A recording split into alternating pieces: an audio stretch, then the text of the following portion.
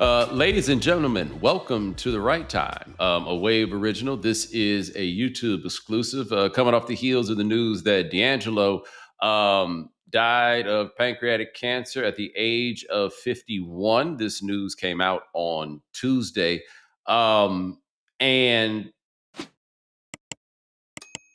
D'Angelo is such a fascinating musician to me. One, for me, this is me in, explaining all this, maybe giving context for whatever I may say later, but I had to get on board later. Like my ears were not in the place or sophisticated enough to really understand what was going on when he dropped in 95. Like I was 14 years old, I want to say, when that first record came out. Like I didn't really grasp what was going on. It was later in life that I went back and was like, oh man, this is some of the greatest shit that has ever been made.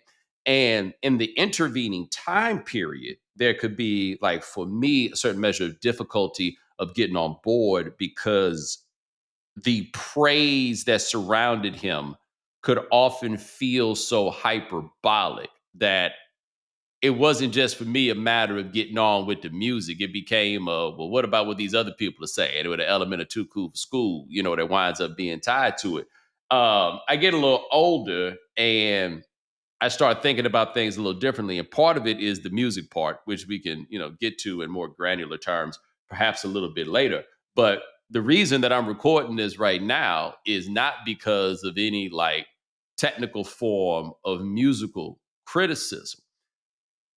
If you're checking this, is because you care about D'Angelo in some form of fashion. And what D'Angelo is that is very, very hard to find is somebody who made people feel it just in the name of sheer presence and like magnitude of who the person is. That when they stand before you and they sing or they play an instrument or whatever it is, it's that they right there, right? Is different when that person does it. If you tried to break it down into like individual component parts, like you could, like, yeah, these are well written songs. Like, oh, that's a delightful falsetto. Oh, I like that beat or whatever, but that's not really what we're talking about here. What you're talking about is that motherfucker right there that is making the music, that person that is on stage, right? That person that is front and center on what it is that you're talking about. Like, I used to talk about with Bob Marley and like compared to Peter Tosh, and Peter Tosh with the all-time classic quote about leaving the Wailers: "John did not put down this earth to be a backup singer." Right? He's just like, I'm not standing behind that dude. And I used to always imagine it where if you are Peter Tosh, right? You taller than Bob. I just had to bring that up because you know how I am. He taller than Bob. He the one that taught Bob how to play the guitar. He probably, you would say, technically speaking, had a better voice than Bob. You could say he was a better singer. He was a bit more hardcore and revolutionary with his, all of that. And all of those things may have been true.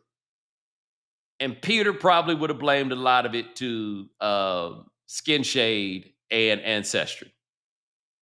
But Peter just had one thing working against him in this argument, and it was really simple. He's not Bob Marley. I don't make the rules, buddy. That's just what it is. You can go on YouTube and look up some of those clips, like those rehearsal footage of Bob, or like TV shoots where hardly anybody's in the room, and you just look at it and you're just like, oh, what we're talking about here is that guy.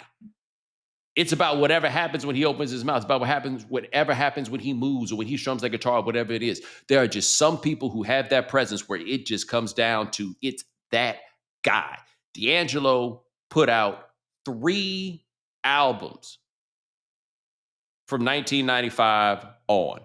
That's 3 albums in that 30-year period of his life. And that's not the point, right? Like in sports, we have this tendency to look at people who have performed and reached great heights, but do not necessarily do so consistently. And we think about them in the context of talent wasted or what was left on the table. One thing that I love about the way that we talk about musicians is we very rarely talk about what wasn't, because what wasn't doesn't change the point, right? And the point was what was and what was present when you had that person before you, or what their art combined with who they were, what those things did put together that you received and that was stayed with you, right? Because one of the great things really about music that I think is different even than movies, maybe it's a little different with visual art, but there's something about running music back or the fact that when you have it, you got it forever. Like I find that I myself personally am not somebody who really gets particularly sad when musicians die because the music is eternal, right? Like it's kind of an acknowledgement that I don't know the person, but what the person has offered me never goes away. What the person has offered me always has and always will like stand before me and be this, be what I have.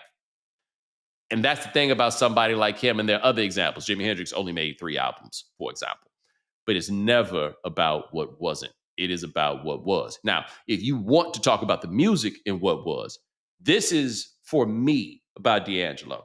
Once, I will give you a funny story. And those of you who have been listening to this Right Time podcast for many years, perhaps you remember it. It was in the early days before a lot of y'all showed up. But anyway, we had Bun B on one of the early episodes, and he told a story about being at a studio and they met D'Angelo, and it was after the album came out. And Pimp C, master producer, asked D'Angelo, what equipment he used to record the album. He said, "Man, I use an ASR 10." Basically, said that's what he used. The whole album he used the ASR 10 to the album. And he said, then they left, and Bun said the Pimp looked at him and was like, "Man, he made that album with the ASR 10. I don't know what the hell I'm doing with it. I must need to read the manual or something."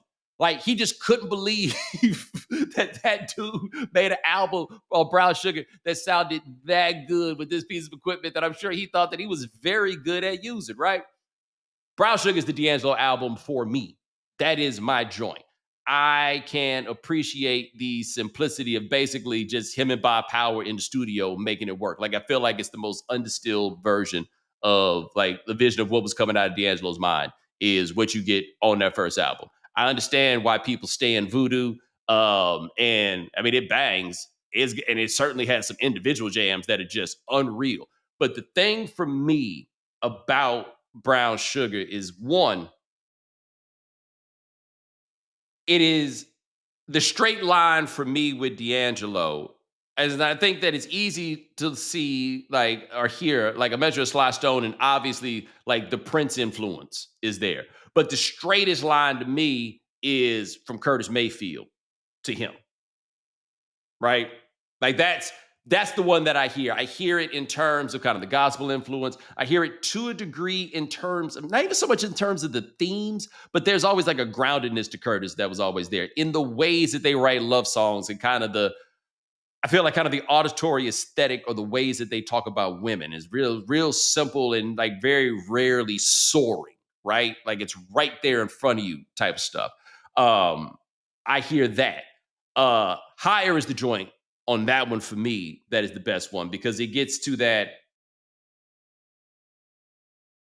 when it does soar, it soars emotionally and it soars in a way that for me at least, and maybe it's just because you're using an organ on that track, but in a way that gospel soars. And so it is not simply love as a feeling, but it is love as like propulsion. It's like the thing that makes you rise, right? As something spiritual and supernatural, but also to me without ever really being kind of facetious about it, right? That whole record to me, it's so eye level and so good. Like me and these dreaming eyes of mine, which is my other jam on there. Where he starts the second verse and he's just like, "Oh my goodness, here she go, switching that ass." See, at that time, like I didn't realize that works. You know what I'm saying? It's that simple if she wanted to be that simple, right? And D'Angelo, one of them cats that apparently they all just wanted it to be that simple when it came to that dude, right? That was it. He had that rare quality. And fellas, listen to this, know exactly what I'm talking about here. He the dude that had all the chicks, and you wasn't even never really mad at it because it wasn't like he was out here acting like a kappa or pandering or anything like that. It's like, yo, he kind of kicks it the same way that I do. We was just rolling up the other day, but he's him and you're you. Ryan, I'm gonna tap you in on this because I just want to see your face when I tell this story. So my junior year of college is when Voodoo came out. And there's a song, I don't know if you are familiar with it. It's called Untitled, How Does It Feel? And it is Yes. it's a Prince pastiche written by Raphael Sadiq. sang by D'Angelo. And have you ever seen the video for Untitled? How does it feel? I have. Okay, you have. Now, I will never forget that video comes out my junior year. And for those of you who don't know what that video is, it's just D'Angelo standing in front of a black screen, butt naked, singing a song, and the camera goes up and down, and he makes faces, and he bites his lip, and he writhes, and he does all of these things. And I will never forget the girl that I was dating at the time said, and I quote, "He just made a video that makes you want to fuck him." And as someone she was not fucking at the time, who really would have liked to, I was like, yo, if that's what does the job, I don't really know. Like maybe I could get some braids. Perhaps, perhaps I could take You might on. You might be shopping at the wrong place. Yeah. I was about to say, I don't know if, it all worked out eventually. But at the time, it was just kind of like, oh, I can't do that. But that dude could get up there and that dude could do that. And we didn't think he was a sucker for it. There's that many cats that can do that we just not go full on, be like, it's a very short list. Very, very, very, very, very short list. And no, he did not come off to be a sucker for it. Like he could carry it like that, just on the basics. And that was the thing I think that I guess is a sort of like, to me at least, kind of effortless quality to the music that story kind of reflects, and that, his existence and his presence in all of this kind of reflects. Like the songwriting is not complex. It's very simple, but it always gets there. The vibes are always front and center on it, right? Like the vibes on Voodoo, which is a hard swinging album. The jazz guys will tell you that it's all about eighth notes, right? I can't talk to you and explain that. The Black I believe them. Yeah, me too. They all, I believe it. The Black Messiah record that came out, I guess that's like in 2014. That one also went. But the through line on all these records is this cool motherfucker that made them. And in the end, there's a line in Live at Pompeii, the Pink Floyd doc. There's a line in that where Roger Waters says, I think he says, in the finished article, the only thing that matters is whether or not it moves you. And D'Angelo moved people, moved them, right? You become a star because of how many people like you. You become a legend because of how many people love you and how much they love you. And he and his music were absolutely 100% loved. And may he rest in peace.